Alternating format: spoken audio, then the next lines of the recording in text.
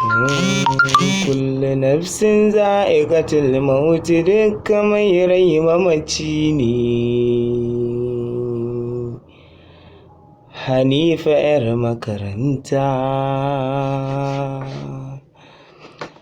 Allah ya ji ƙanki, rahama ya gunki, alfarmar Rasulu ɗan Amina ɗaha ma'aikina, sannan ya isar miki a gurin maƙiyanki, alfarmar Rasulu ɗan Amina ɗaha masoyina.